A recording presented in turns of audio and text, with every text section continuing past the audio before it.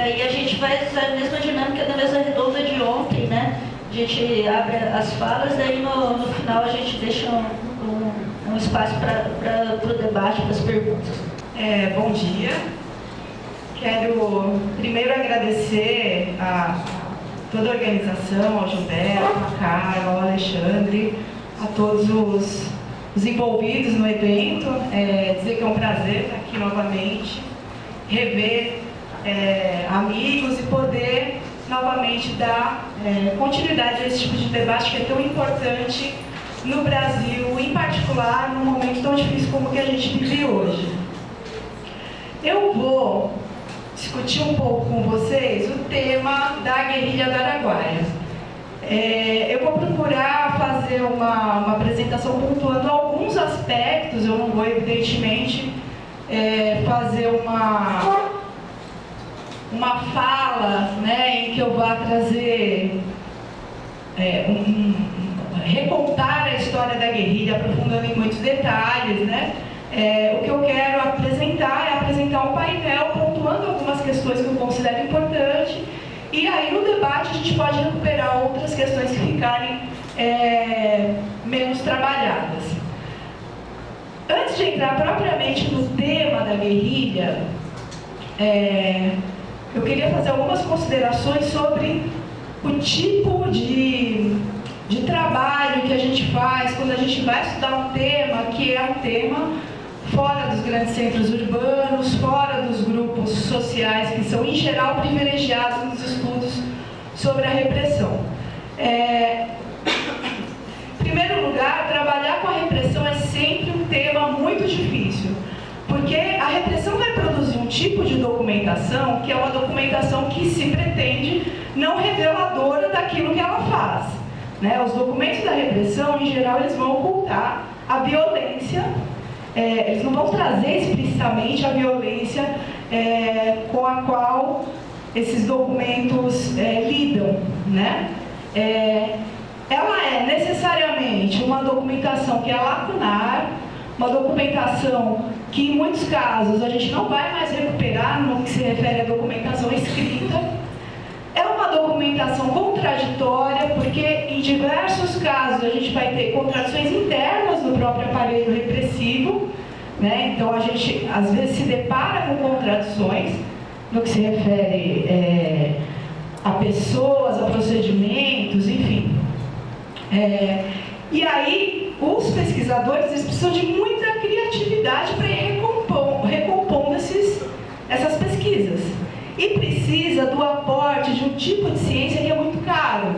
Por exemplo, nos estudos sobre o Araguaia, foi possível em alguns momentos, não os historiadores, mas os familiares, contarem com estudos arqueológicos, que é um tipo de estudo que, quando a gente pensa nos aparatos repressivos, ele funciona, né? Porque é a arqueologia, por exemplo, a arqueologia forense, que vai nos permitir recuperar restos mortais. É a bioarqueologia que vai permitir com que a gente estude quando foi modificada a vegetação em um determinado lugar. É um olhar de um arqueólogo mais urbano que vai permitir com que a gente perceba que uma ruína foi um centro de tortura, porque ele consegue identificar vestígios de sangue, vestígios de bala, enfim, naquele ambiente. Só que é uma ciência muito cara, né?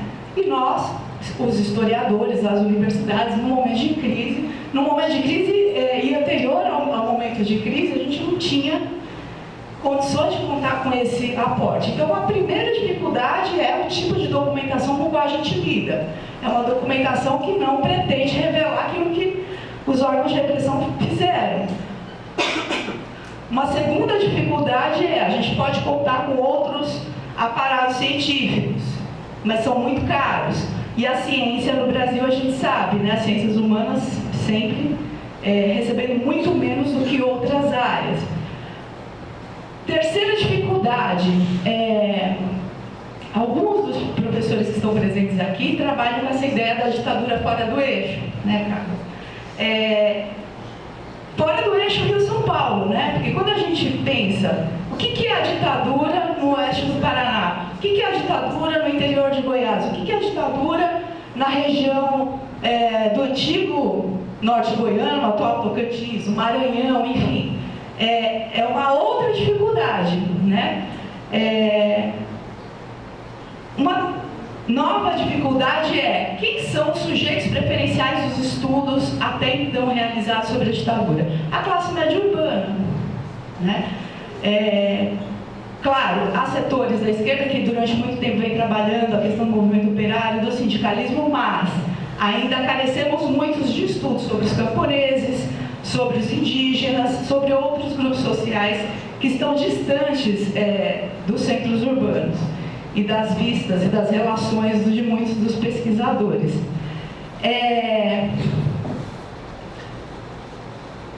Tem um trechinho no relatório da Comissão Nacional da Verdade, quando trabalha sobre o Araguaia, que é bem revelador das nossas dificuldades ao pensar esses outros sujeitos históricos, né?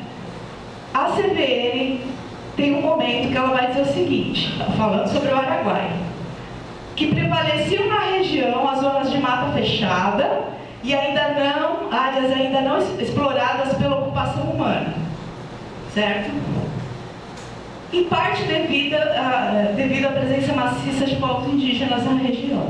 Vocês entenderam qual que é a questão? Inexplorados pela presença humana. Não foi explorado pela presença humana porque tem índios. Isso está no relatório que é relativamente progressista, que é o relatório da CVM, né? Ou seja, indígena e ocupação humana são duas coisas bastante distintas.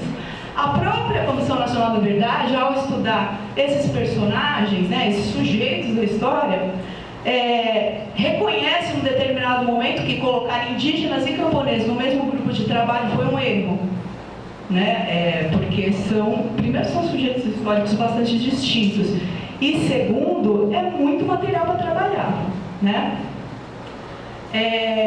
Então, há uma certa perversidade, inclusive na maneira como os setores progressistas vêm trabalhando essas temáticas todas, né?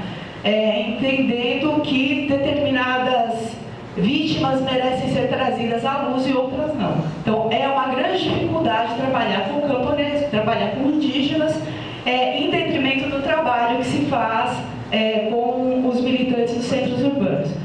Ao trabalhar com a guerrilha, isso fica muito evidente, porque nós podemos reconstituir até um determinado ponto a trajetória de militância dos militantes do PCdoB que foram para a guerrilha, né? Aproximadamente 70 militantes que foram para lá e os 61 que foram mortos. A gente consegue recuperar essa trajetória. Dos diversos camponeses desaparecidos, mortos, torturados, assassinados, muitas vezes a gente não sabe nem o nome, né? Eu vou discutir um pouco isso mais à frente. Bom, a guerrilha, apesar de ser um tema difícil, um tema que a repressão procurou esconder durante muito tempo, um tema afastado de um centro urbano, um tema que envolve sujeitos sociais que não foram privilegiados pela academia, é um tema que é, de certa forma, bastante estudado. Mas é um tema que é hegemonizado pelo PCdoB, que foi o partido que organizou a guerrilha. Então, a versão que nós temos, inclusive a própria versão da Comissão Nacional da Verdade, é uma versão muito carregada pela versão que o PCdoB construiu, não é a mesma, evidentemente, mas carregada pela versão que o PCdoB construiu sobre a guerrilha, que é um dado da sua própria identidade como partido, né? O PCdoB constrói uma visão romantizada da guerrilha e a utiliza de uma forma a compor a sua identidade partidária. Alguém pode passar para o primeiro slide? Bom, a guerrilha, ela aconteceu nesta região aqui, na região fronteiriça entre o que era o estado de Goiás, hoje Tocantins, Maranhão e Pará. Os militantes do PCdoB começaram a chegar lá mais ou menos em 1966. Ele foi um movimento que envolveu, né, esses 60 militantes, mas a média que foi aceita, digamos assim, de militares participantes foi de cerca de 10 mil, para reprimir 70 militantes. Esse era, até então, o maior número desde a de tropas mobilizadas. Não é mais porque as tropas que foram utilizadas no Haiti já superaram esse número, né? No Haiti foram 37.500 soldados, em Araguaia foram 10 mil. As tropas do Haiti só são superadas pela da guerra contra o Paraguai. A proposta do PCdoB era desenvolver uma guerrilha rural com vistas à derrubada do governo vigente. Quando o PCdoB vai organizar, quando o PCdoB vai teorizar sobre a guerrilha, o governo vigente é o governo do João Goulart. Então a proposta de guerrilha do PCdoB surge contra o governo do João Goulart. Com a ditadura eles mantêm a proposta, não alteram a proposta, mas é importante a gente mencionar que ele vai se constituir como um partido que se pretende o partido da Revolução Verdadeira, da Revolução do Caminho Armado, etc., contra o que eles chamam de Partido das Reformas, que é o PCB. Tá? Pode passar. Bom, essa área da guerrilha, durante muito tempo, os militantes do PCdoB pensaram que ela era uma área desabitada, né? Uma área que não era vigiada pelos militares, então eram duas coisas, uma área esquecida pelos militares e segundo, uma área desabitada. E aí os estudos mais recentes vão demonstrando que essa área ela é vigiada desde o primeiro momento da ditadura. Desde 64 essa área é vigiada. A primeira operação na região foi procurar um militante ligado a um movimento rural de Goiás, que é o movimento de Trombas e Formoso, foi o primeiro deputado camponês da história, a liderança desse movimento, que foi José Porfírio. E a primeira incursão dos militares nessa região do Araguaia foi procurando militantes ligados a esse movimento, principalmente José Porfírio. Em 69, há um registro da presença do Paulo Malhães na área. Em 70, a cidade de Marabá se torna a área de segurança nacional. Em 71, é realizada uma operação chamada Operação de Mesopotâmia, que não tinha o PCdoB como alvo. Tinha a LN, tinha o PTL, tinha ligações com o movimento camponês mais ao sul da região do estado de Goiás, mas eram as mesmas áreas em que o PCdoB depois vai desenvolver sua guerrilha. Certo? Segundo o general Antônio Bandeira, que foi um dos comandantes da guerrilha, da repressão à guerrilha, a guerrilha teve diversos comandantes em diversos níveis, né? O Antônio Bandeira era um dos comandantes importantes e se tornou mais importante por ter guardado um baú com os documentos referentes à guerrilha. A gente tem acesso hoje acesso fácil a 1000 e tantas páginas de documentação por conta do baú que o general guardou e a sua filha disponibilizou. Tem um monte de documentos que faltam, né? Mas dá para começar a fazer alguma coisa a partir daí. Nessa operação, nessa operação Mesopotâmia, um camponês foi morto, que é o Epaminondas Gomes de Oliveira, e seus restos mortais foram resgatados aí pela Comissão Nacional da Verdade. A gente não está falando de guerrilha ainda, da guerrilha do Araguaia.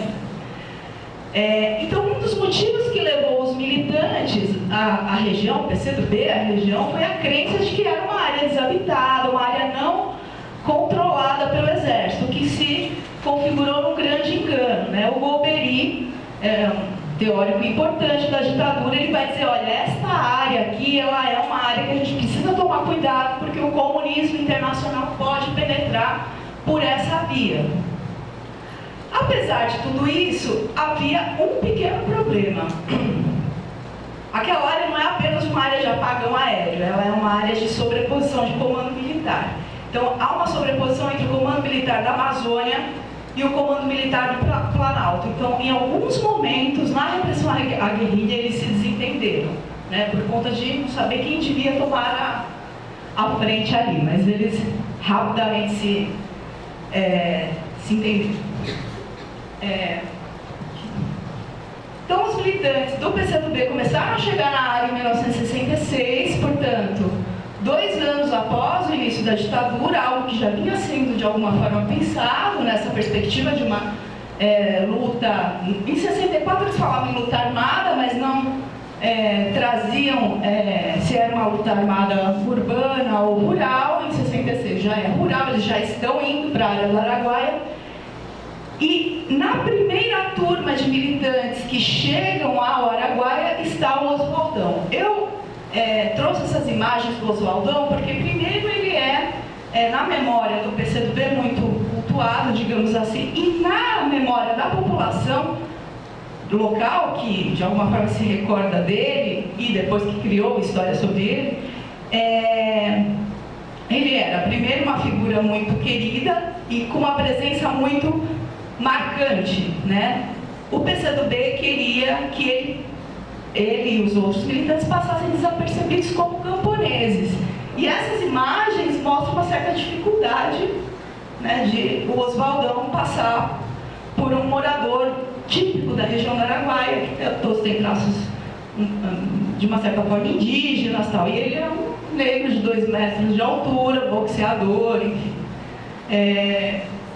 Então houve uma certa dificuldade em transformá-lo em camponês, né?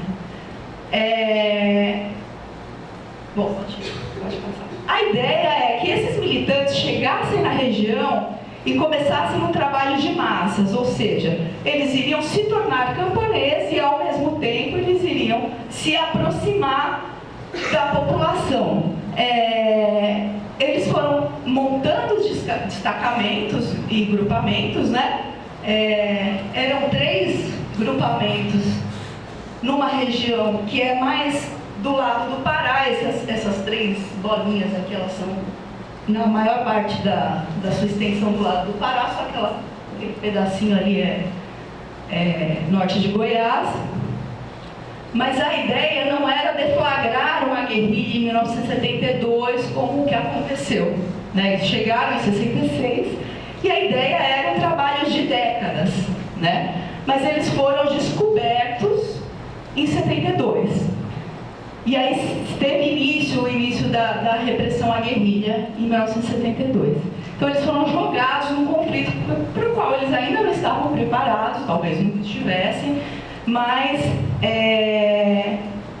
porque eles partiam de uma premissa de que era necessário compor um exército popular aos moldes maoístas. Eles tinham se aproximado do Partido Comunista Chinês, tinham se distanciado do Partido Comunista da União Soviética e tinham adotado a linha chinesa. Então a ideia era o Araguaia ser a primeira área a ser conflagrada, mas seguida de diversas outras.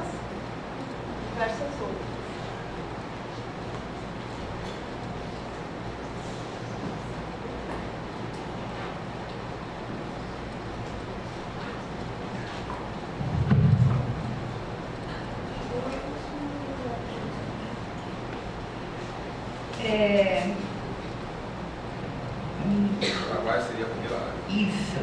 Então, o Araguaia seria a primeira área a ser conflagrada e diversas outras, era a intenção do PCdoB, viriam na sequência. E eles seriam, não admitiam isso com todas as letras, mas a vanguarda do Exército Popular.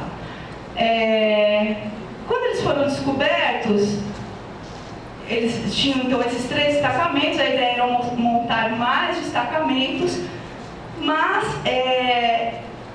a presença deles foi descoberta e não foi descoberta o nível de organização que eles já tinham de uma certa forma alcançado. O primeiro ataque do exército foi a um ponto de apoio que os militantes chamavam de Peazão, que era o maior ponto de apoio da guerrilha, na qual eles tinham estocado alimentos, remédios, enfim, uma série de coisas que seriam necessárias à continuidade da luta. Houveram poucas baixas nesse primeiro momento. Há até uma história contada por um jornalista chamado Fernando Portela de que um dos cabos que foi fazer essa primeira fase da repressão à guerrilha levou uma caixa de algemas na mata, né, achando que ia encontrar os guerrilheiros, algemá-los e voltar.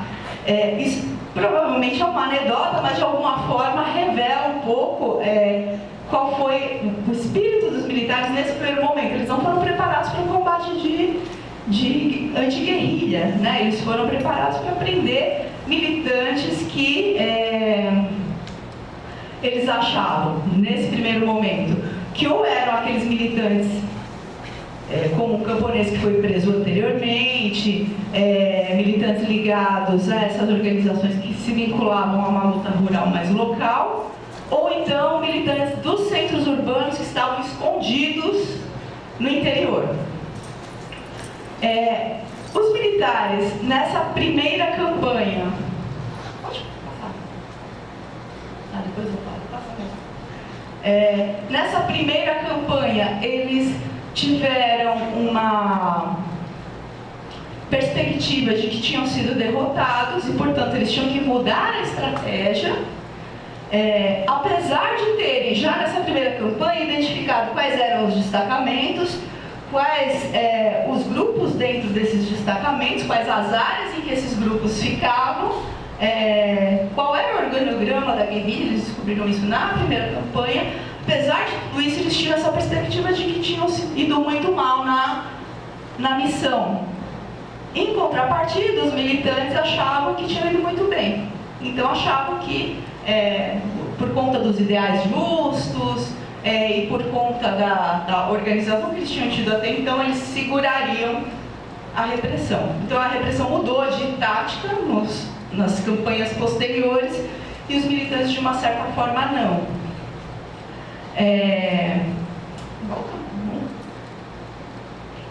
Eu mencionei aquelas operações anteriores, né? 64, 70, 71, são todas operações de inteligência. Aqui há algumas prisões, mas a principal função é a coleta de informações. Claro, né? Quando a gente fala em informação, a gente fala em prisão e tortura também.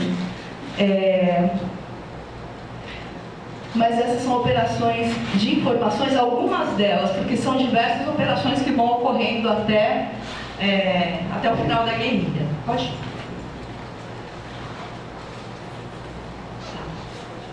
deixar. Os militares, então, recuaram na primeira campanha e organizaram uma segunda campanha, que era basicamente uma campanha de informações. Então, muitos deles se utilizaram de documentação falsa, eram funcionários do INCRA, funcionários do DNR, funcionários... Passa mais um, que eu acho que já está na sequência. Não, mesmo. Funcionários da Rede Globo, né? Que era o tipo de documentação que eles utilizavam para se passarem por outra coisa que não militares. Esses documentos aqui são os documentos de um dos comandantes da repressão, que é o Major Curió.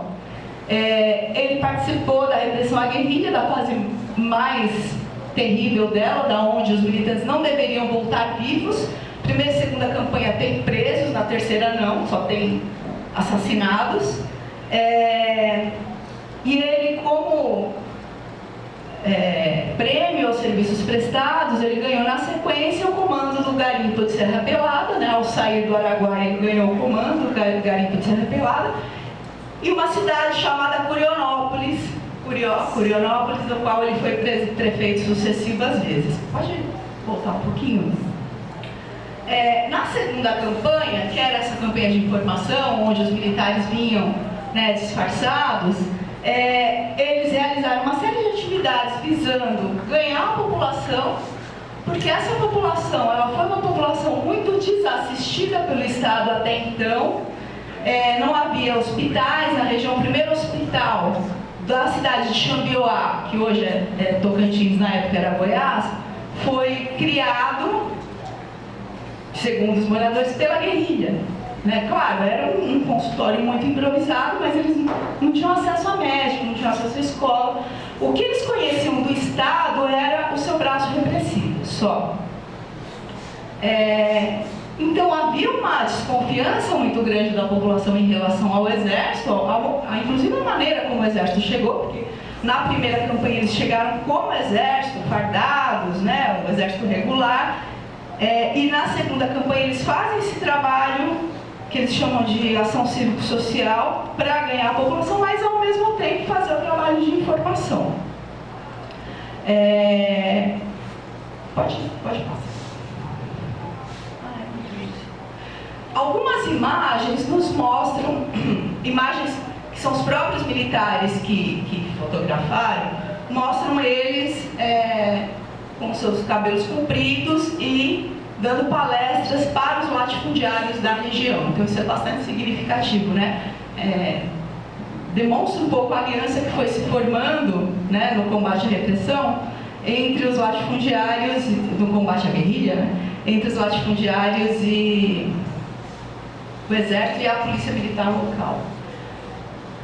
Esse aqui já é um documento da terceira campanha, que é um documento que é um atestado de bons antecedentes. Um atestado que é de 1973, às vésperas da maior chacina da guerrilha, que os militares chamam de chafurdo do Natal. O que eles fazem? No dia 25 de dezembro de 73, eles já têm diversas informações sobre a localização dos militares, eles conseguem pegar uma das cabeças do movimento, que é o Maurício Grabois, e mais uma série de outros militantes que estavam no destacamento, são todos assassinados nesse momento. Então, esse é um documento um pouco anterior a esse chafurdo do Natal, que de uma certa forma vai demonstrar o grau de tensão na região. Você tinha que portar um negócio desse para andar com menos medo, né? E para ter algum resguardo se você fosse parado pela polícia e pelo exército. Entre a segunda e a terceira campanha, a população da região ela foi presa, torturada, foi colocada em campo de concentração. A perspectiva que a gente percebe nos documentos é de aproximadamente 300 pessoas presas.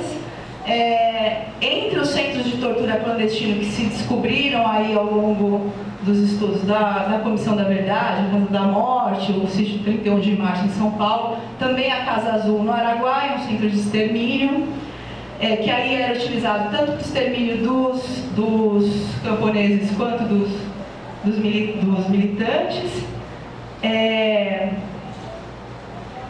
Em relação à população local, é importante a gente dizer também que a documentação traz um preconceito muito grande dos militares em relação a eles. O tempo todo eles chamam essa população de ignorante. E essa ignorância, aliada à sua pobreza, é um fator visto como revolucionário. Então, aquela população é pobre, aquela população é ignorante, eles podem ser cooptados pelo comunismo. Aquela ideia de segurança e desenvolvimento era um binômio que de alguma forma entrava em equilíbrio, né, nas ações da ditadura. Quanto menor o desenvolvimento, maior a necessidade de segurança, ou seja, maior a necessidade de repressão. Os níveis de ausência de desenvolvimento que os militares percebiam naquela região denotavam necessariamente que aquela população, inclusive independente da presença da guerrilha, deveria ser violentamente reprimida, porque eles estavam no extrato mais baixo do desenvolvimento. E o Estado sabia que não iria investir naquela área. Então, se o Estado sabe que não investe naquela área, não vai investir naquela área, é a única saída para manter o equilíbrio entre as coisas, você colocar de um lado segurança e de outro desenvolvimento. Quando você não tem desenvolvimento nenhum, a repressão tem que ser exacerbada. Para essa população camponesa tinha uma tortura específica que era chamada de buraco do Vietnã. Esse foi o nome que recebeu na região, né? Era uma tortura que a gente percebe em outros movimentos rurais, que é cavar um buraco no chão, colocar a pessoa lá dentro, jogar animais peçonhentos, deixar ela no tempo, na chuva, no sol, enfim, era uma tortura que muito utilizada contra os moradores de lá. Se nós olharmos os moradores que hoje estão na cidade de Xambioá e que foram atingidos pela guerrilha, a gente vai perceber que diversos deles vieram do Pará, que eles tinham terras no Pará e foram expulsos das suas terras sob a alegação de que eles tinham alguma colaboração com a guerrilha, ou então que a guerrilha, mesmo que eles não tivessem colaboração, podia se servir da sua roça ou podia se esconder nas suas terras. Então eles eram expulsos das suas posses e iam, atravessavam o rio, né, saíam do Pará, iam para Goiás. Diversos deles hoje estão em Xambioá, uma situação de pobreza, e dizendo, olha, a minha terra, do meu companheiro, a do outro companheiro, hoje é a fazenda X. Né? Esses camponeses que foram expulsos, eles também foram expulsos em nome do latifúndio, porque foi uma grande possibilidade também de você tomar aquelas posses daqueles camponeses, né? Em nome da segurança, da repressão à guerrilha, o latifúndio avançou muito na região. Um latifúndio que era colaborador de todo o aparelho repressivo. Não por acaso, aquela região hoje é a região mais violenta no que se refere aos conflitos de terra, né? Ela e seu entorno ali. A gente está falando do Bico do Papagaio, né? Não é uma região qualquer. É a região mais violenta na questão dos conflitos de terra.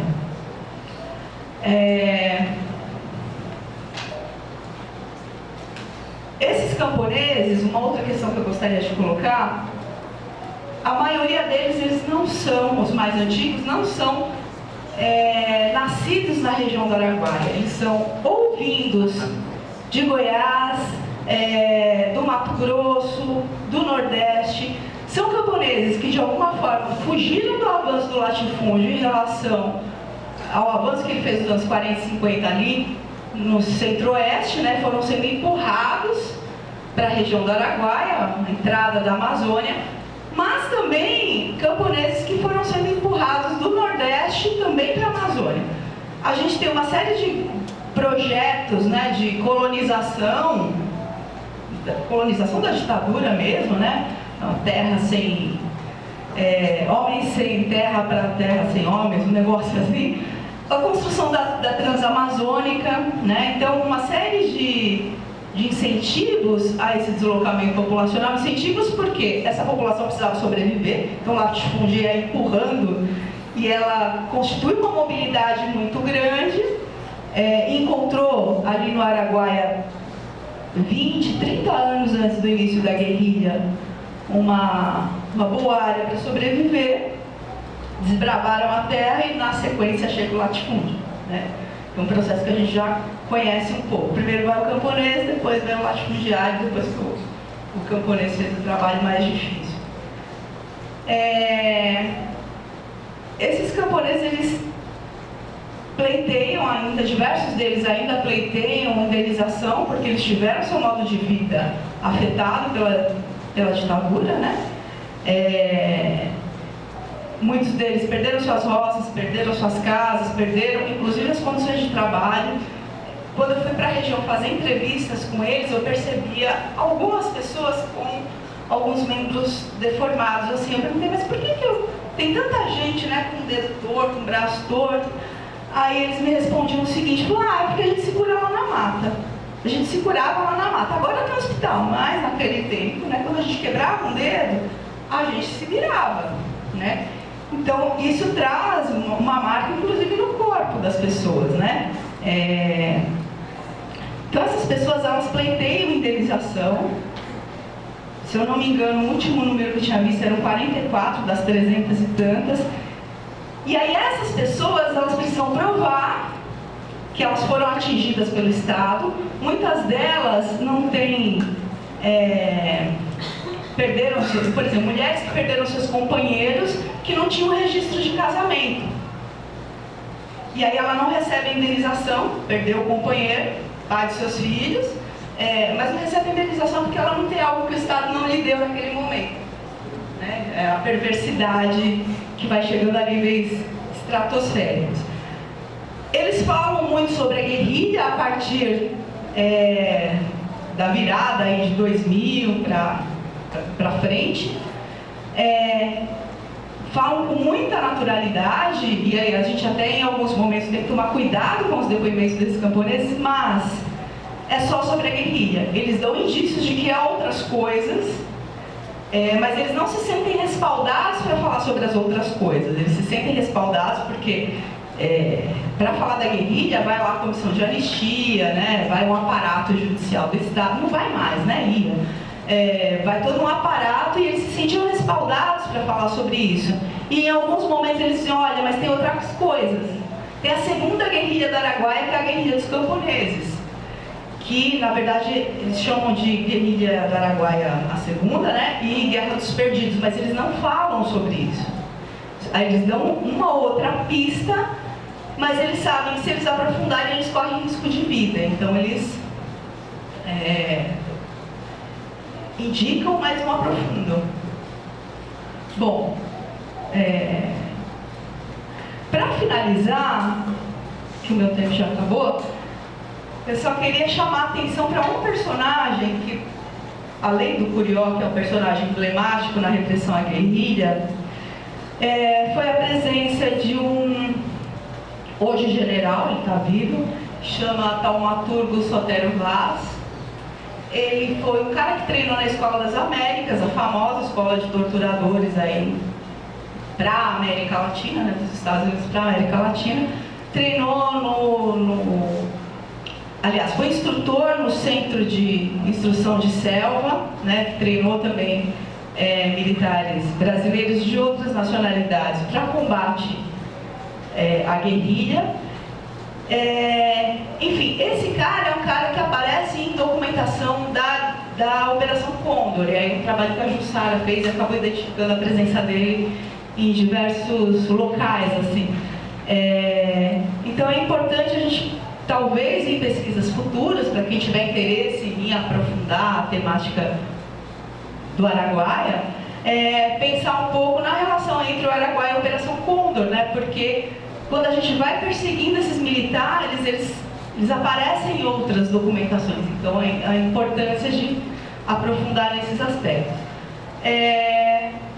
Finalmente, pela guerrilha do Araguaia, o Brasil foi condenado pela Corte Interamericana de Direitos Humanos. Houve uma movimentação e uma pesquisa importante que foi feita a partir daí, mas, assim como todos os crimes da ditadura, não há nenhuma responsabilização.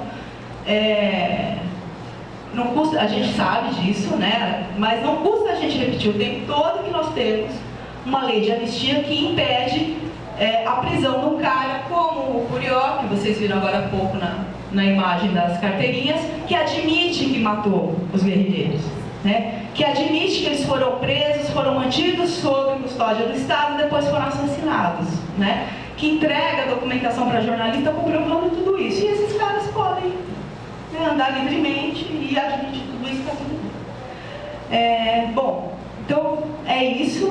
Acho que a gente deixa outras questões para o debate. Obrigada.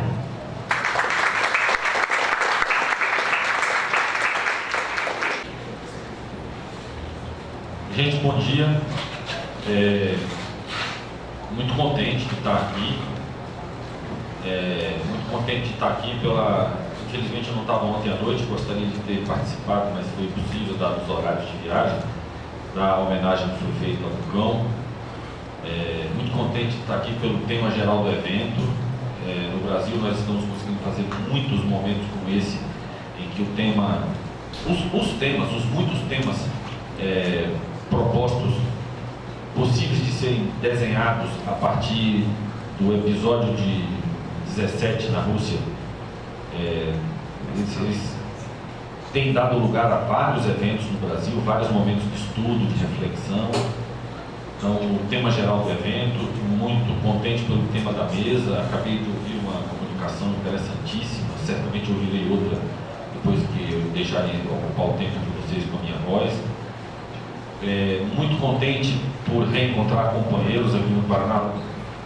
Mexeu, virou e volta aqui ao oeste do Paraná, onde eu tenho grandes amigos, né, onde a gente se sente parte de algo que não se esgota só do lugar em que a gente faz as coisas. A gente descobre que tem gente fazendo coisas parecidas, coisas afins, coisas próximas, a 3.000 quilômetros de distância de Feira de Santana. Então é muito bom, sempre muito bom vir aqui ao oeste do Paraná. Então, queria, por todas essas alegrias, por todos esses contentamentos, queria deixar aqui um registro de gratidão. Fico realmente feliz de poder estar aqui. Eu estava escutando a excepcional palestra feita antes dessa mesa e morrendo entre um e outro acometimento de inveja mórbida por uma memória exuberante como aquela. Eu não posso recorrer a nada de parecido, dentro da minha cabeça não consegue funcionar daquele jeito, então volta e meia aquele sentimento terrível da inveja troca. Por que eu não tenho uma memória assim? Mas entre um e outro momento de inveja mórbida, muita admiração, né, pela coragem do depoimento e um pouco de ironia, porque ele chamou muito a nossa atenção para a imbecilidade dos censores, de como os censores não sabiam direito com o que estavam lidando, mas por via das dúvidas batiam o carimbo de censurado. É engraçado porque, de certo modo, acho que não é de todo impróprio, é um pouco exagerado talvez, mas impróprio não é dizer que, parcialmente pelo menos, o papel dos censores de ontem acabou sendo assumido hoje por gente que é nosso colega de profissão, por historiadores. Grande parte da versão da história que os censores faziam possível para dirigir, para orientar, né, no seu tempo, hoje é assumida espontaneamente por colegas nossos de profissão, que aprenderam a dizer com pompa e circunstância, com requinte e com assinatura doutoral e tiragens gigantescas e lugar obrigatório nas cátedras universitárias e outros requintes, né, de exuberância, aprenderam a dizer como sendo a verdade sobre golpe e ditadura aquilo mesmo que os agentes históricos que deram o golpe e construíram a ditadura sempre disseram a respeito do que fizeram. Se escutarem Curió, se escutarem os generais, se escutarem os coronéis, se escutarem os defensores udenistas do golpe, ou se escutarem os defensores arenistas da ditadura, os seus intelectuais, né, seus deputados, seus cupinchas, seus puxa-sacos, se escutarem o discurso que a ditadura produziu sobre si mesma, explicando por que era necessário um ato de força, por que foi necessário dar um golpe, por que era necessário manter o aparato repressivo em estado de alerta, por que foi necessário prender, eventualmente torturar foram excessos que foram cometidos. Mas a justificativa que a ditadura produziu, e ainda hoje produz, sobre si mesma, se parece muito mais do que nenhum de nós gostaria, do que qualquer um de nós gostaria, com o texto acadêmico que muitos historiadores hoje apresentam a respeito da ditadura. Não falo isso para honrar a minha profissão, infelizmente.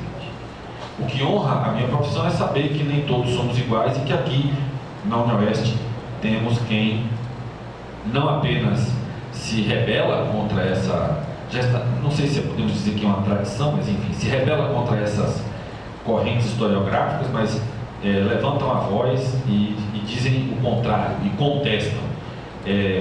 Está saindo aqui um livro, não chegou aqui ainda para vocês, mas Gilberto acabou de me dizer que já devia ter chegado, já está a caminho, um trabalho que Gilberto ajudou a organizar, um livro que dá sequência a um esforço de crítica dessa nova historiografia, essa historiografia golpista, essa historiografia que se reconcilia com a ditadura em vários aspectos.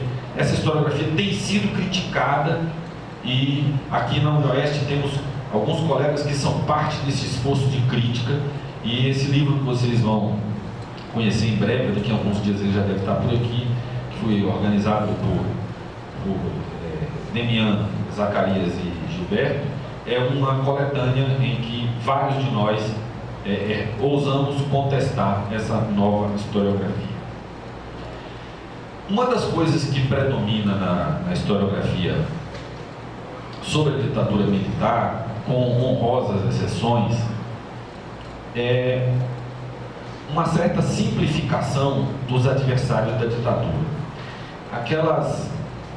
Aquelas grandes sínteses sobre o que foi o golpe, o que foi a ditadura militar, costumam identificar no campo dos oponentes, daqueles contra quem a ditadura foi feita, contra quem o golpe foi dado e contra quem a ditadura se montou, foi montada, isto é, os adversários, os opositores da ditadura militar, eles costumam ser identificados de maneira muito simplista.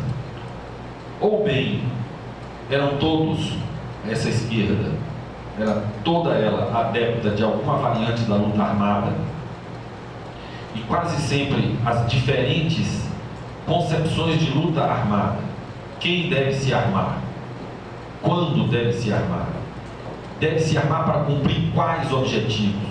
Porque para todas essas perguntas há respostas distintas no campo da esquerda, né?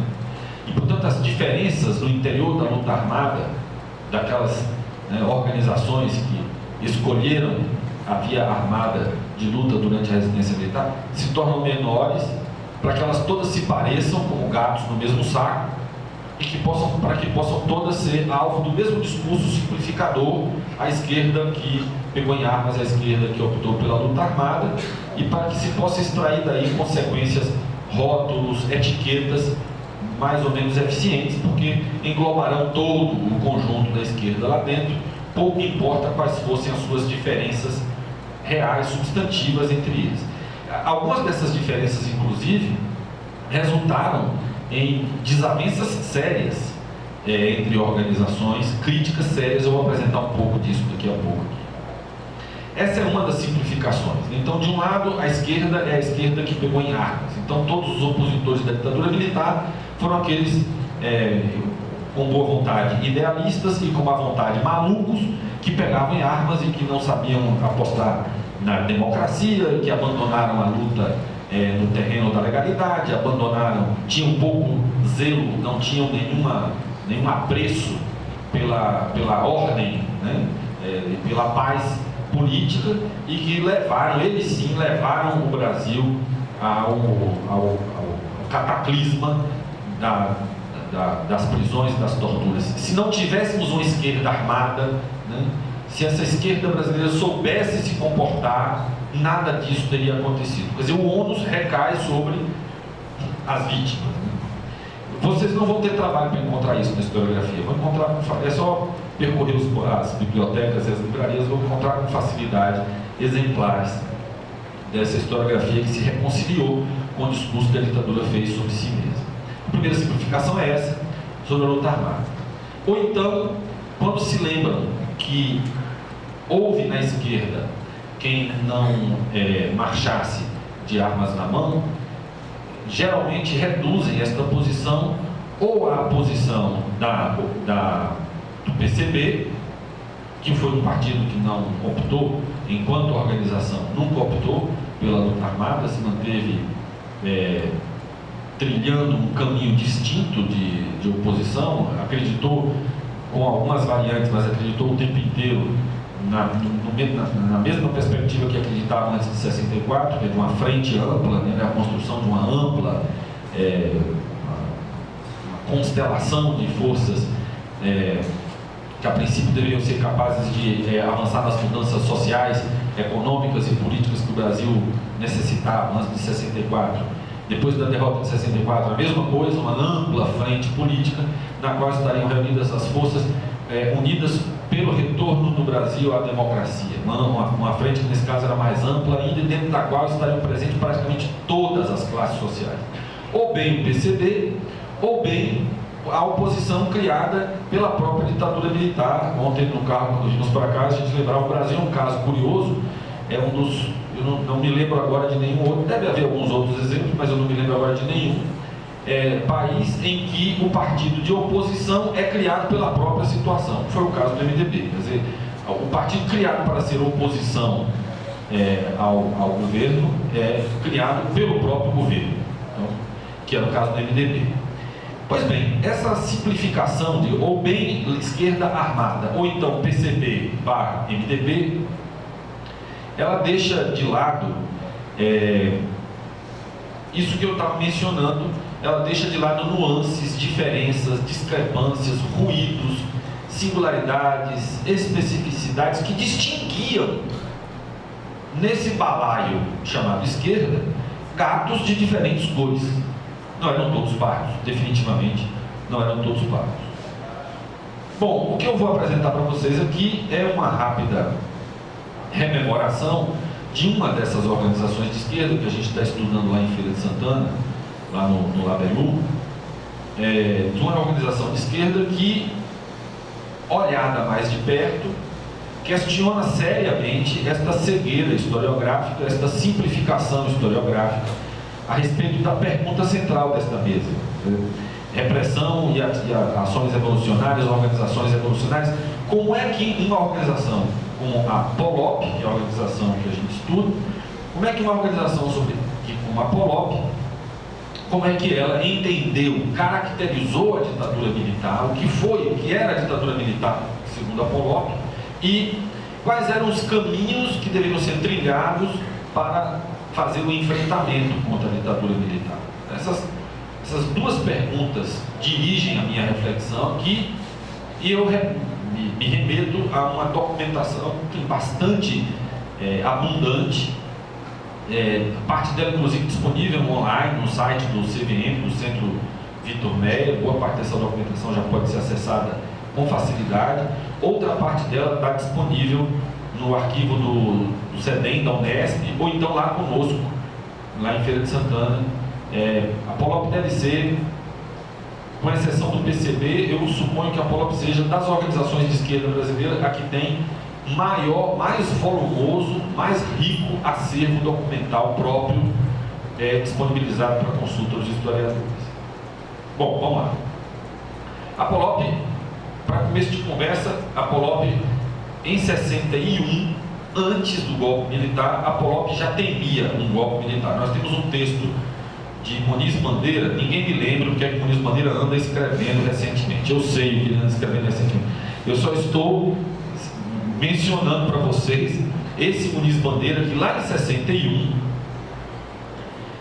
militante da POLOP, fundador da POLOP, naquela conjuntura de 61, fundando a POLOP, escreve, depois publica numa brochura, um artigo em que ele alinha a caracterização que a POLOP fazia da conjuntura do Brasil dos anos 60. A POLOP e o Muniz Bandeira identificam a incapacidade da burguesia nacional de produzir, naquele instante, solução política para sair das crises crônicas em que ela circularmente se mantinha. Por que a burguesia brasileira não consegue achar saída duradoura para as crises que afetam o conjunto? Ele caracteriza essa crise desde a sua dimensão econômica, mas passa pelo modo como essa crise afeta a vida social em geral e até as dimensões políticas e culturais. Eu não vou me deter sobre isso. Eu vou somente recuperar para vocês o núcleo da explicação que ele propõe para responder a isso. Porque esta é uma premissa da qual ele parte, e é uma premissa que a POLOP abraça, e que já põe a POLOP na contramão do PCB, que é a seguinte: não existe solução para a crise brasileira do início dos anos 60, é só lembrar crise, renúncia de Jânio, é só lembrar a crise que resulta da insatisfação política que o proletariado começa a manifestar nas cidades, é só lembrar o aparecimento da insatisfação popular também no campo, é só lembrar a incapacidade de produzir soluções políticas duradouras e estáveis para a administração dos conflitos do capitalismo brasileiro nos anos 60. A burguesia não vai viabilizar a solução para isso, diz a POLOP e diz Muniz Bandeira. Por que não? Porque qualquer solução duradoura para a crise brasileira exigiria: 1. Liquidar o latifúndio; 2. Resolver o problema de dependência com o imperialismo. E a burguesia brasileira não fará nenhum. A burguesia brasileira tem seu umbigo amarrado ao latifúndio, ao contrário do que pensa o PCB. A burguesia brasileira não tem nenhuma oposição estratégica profunda com o latifúndio. Ao contrário, o desenvolvimento do capitalismo do Brasil se dá para e passo com a manutenção do latifúndio, uma hipótese que foi depois muito bem desenvolvida em estudos posteriores da teoria da dependência e que já era esboçada em 61, nesse texto de Simões Bandeira e em outros textos da Polop. Tampouco a burguesia brasileira vai ser protagonista de uma luta anti-imperialista consequente pelas mesmas razões. A acumulação de capital no Brasil não se faz contra o imperialismo, mas com ele.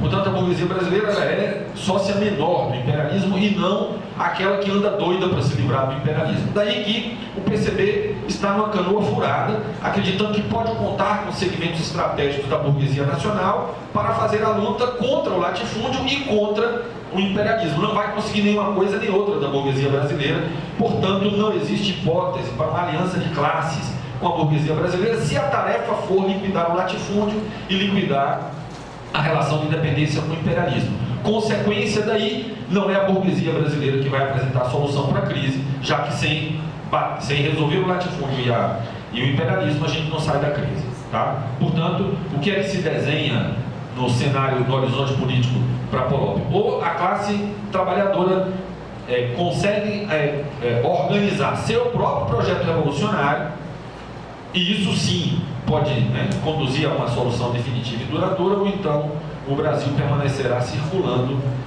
girando em falso.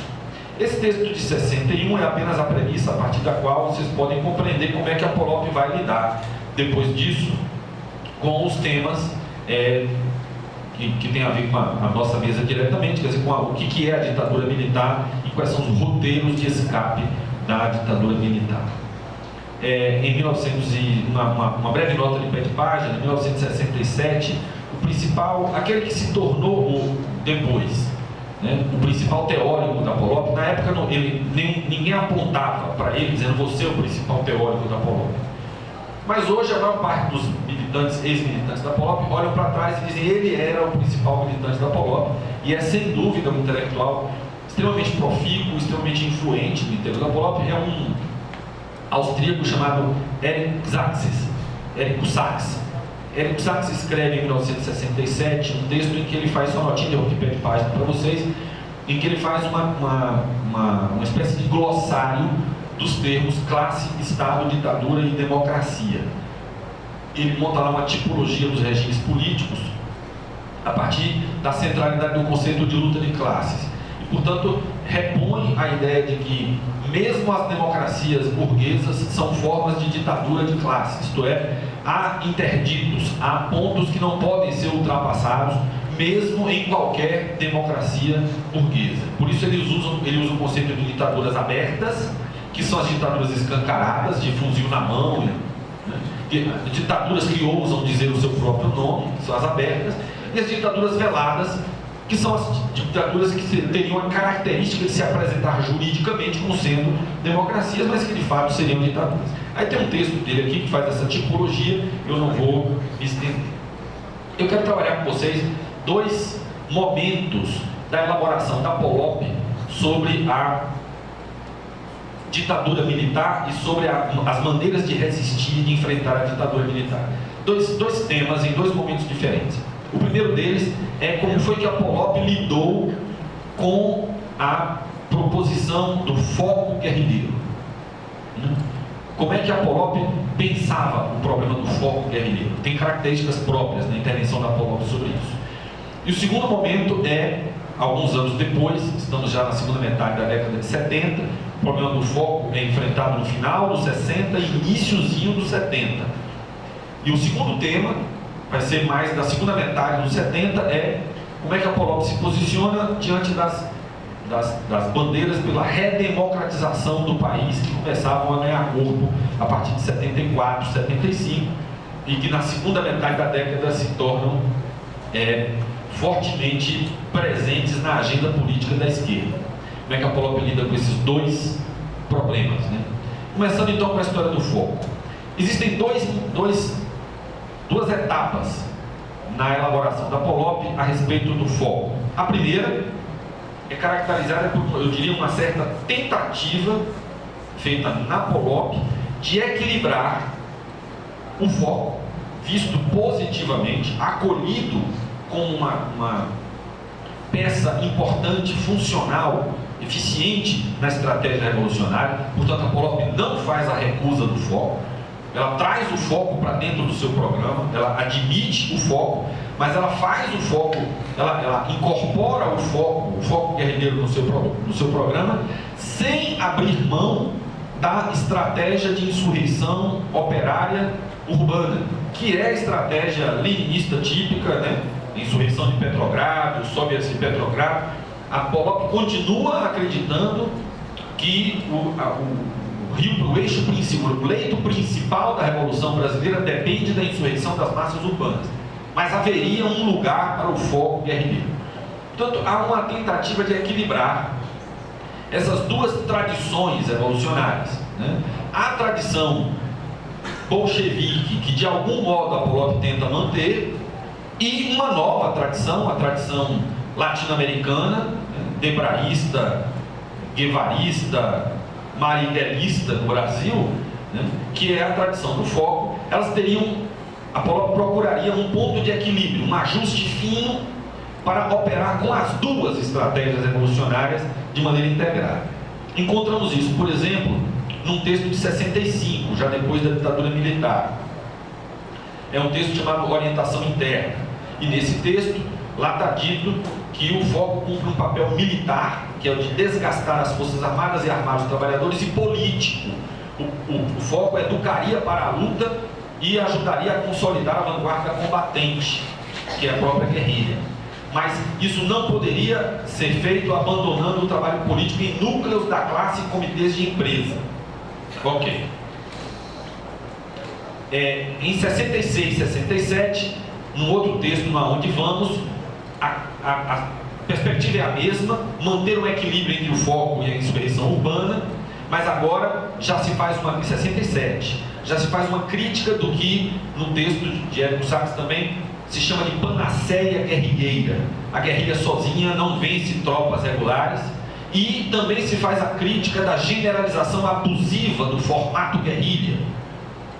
Mas apesar dessas ressalvas, né, apesar desses limites, ainda existe a afirmação de que, se concebido no quadro da luta de classes, o foco precipita a consolidação da vanguarda, que é indispensável para o governo revolucionário dos trabalhadores. E o foco, portanto, cumpre objetivos táticos. Essa talvez seja, nessa etapa, a grande inovação da Polop. Foco, sim, mas não o foco como centro da estratégia. Foco, sim, mas o foco para cumprir importantes papéis táticos. Ele não substitui o centro estratégico. Então, a guerrilha deveria se nutrir das aspirações de camponeses, poceiros, trabalhadores rurais, mas só tem chance de vencer se apelar para o proletariado urbano e, portanto, para a sua consciência de classe. Eu tenho uma citação aqui que eu vou pular dos documentos que afirmam esta posição.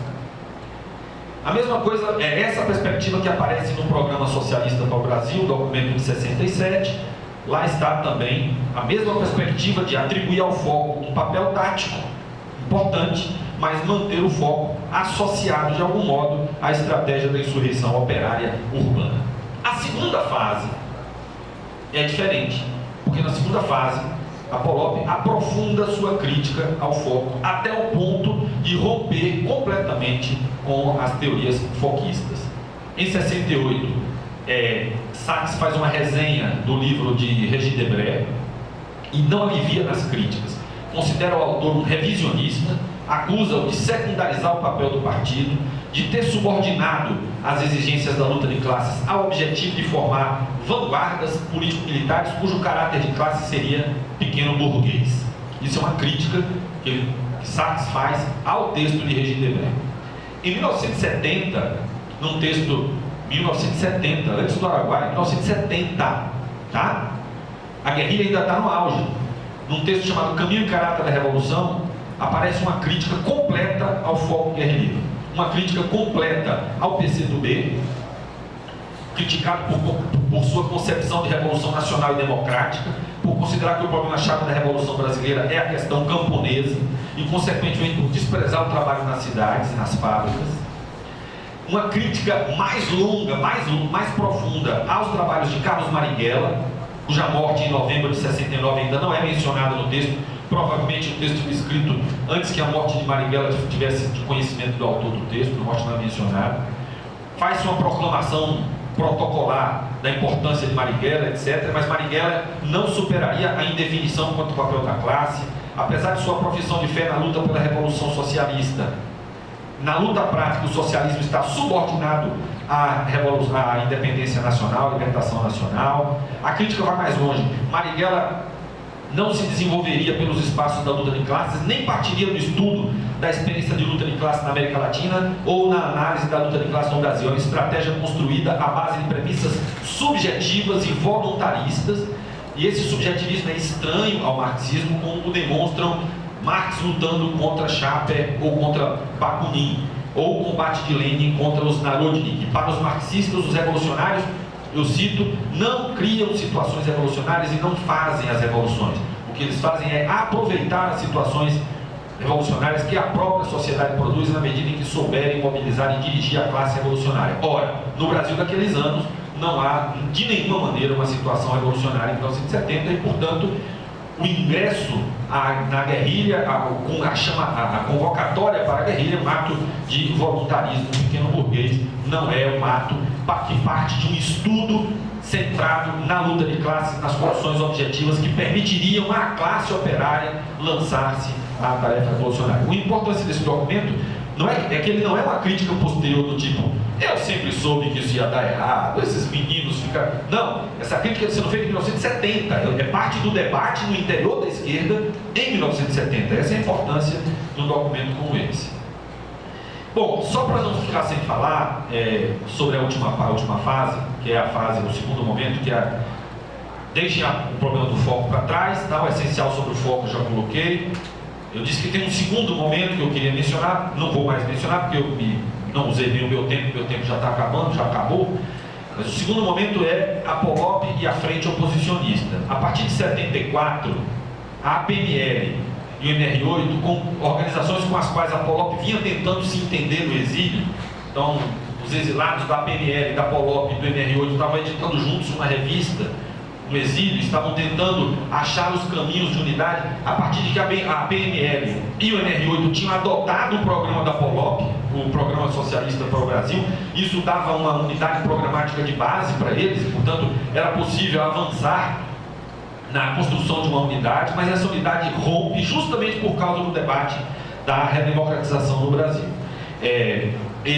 A PNL e MR8 abandonaram a defesa do voto nulo, que haviam defendido desde a UI2, e apoiam candidaturas individuais ou do grupo autêntico no MDB. E segundo a Polop, essa atitude é injustificável na medida em que isso não passa de uma onda que havia tomado conta das classes médias e, portanto, não tem como a AP ficar dizendo que é Lenin quem autoriza isso, porque Lenin teria participado da Duma czarista, reconhecido que os bolcheviques deveriam participar da Duma czarista.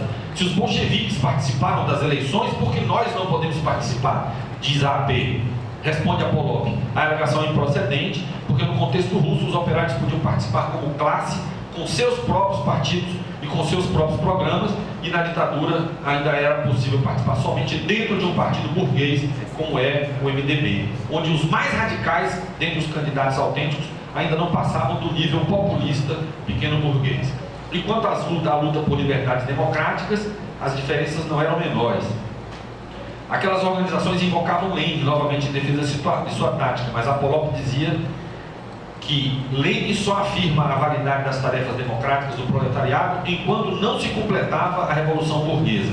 Depois de fevereiro de 17, eu estou citando Sachs, desapareceram as tarefas democráticas dos objetivos de luta dos bolcheviques e se concentraram em torno das tarefas socialistas, tais como agora defendidas